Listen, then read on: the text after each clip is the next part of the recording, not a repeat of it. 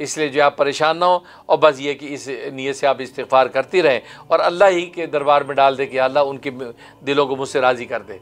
और बाकी यह है कि कोई ज़्यादा लड़ने भिड़ने का मौका होता है दिन में, तो उनको बस इफ्तार तक इंतज़ार कर लिया करें, क्योंकि रोज़े की हालत में जिदाल की वजह से, झगड़े की वजह से मुमानियत है।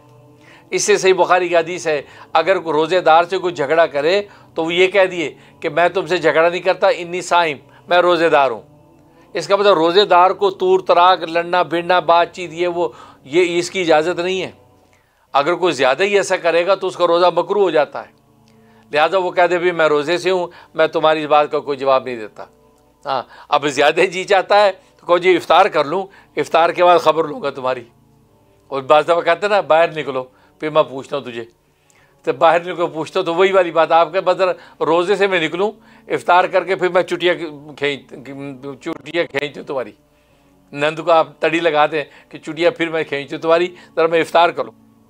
तो कहने का मकसद है कि रोज़े में लड़ने वाले वो इतना सोच रहे हैं कि यार रोज़े से शाम तक हमें वैसे लड़ने भिड़ने से भी ममानियत है, लिहाजा हमें कोई तू तराक नहीं करनी।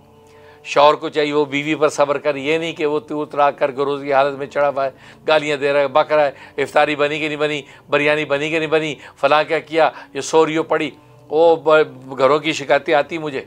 नहीं भाई, कुछ ऐसा करने की ज़रूरत है, तहम्मुल है। कहता है टेक इट ईजी ईजी रहो भाई, काम डाउन। तो इसलिए ये रोज़े में बेशक बसा इंसान चिड़चिड़ा हो जाता है और भूख जिसको सताए वो ऐसी हालत हो जाती है, लेकिन इसी पर सब्र करने का नाम तो रोज़ा है भाई। इस बेसब्री करके हमने अगर इस कैफे को तोड़ दिया तो फिर रोज़ा किस बात का?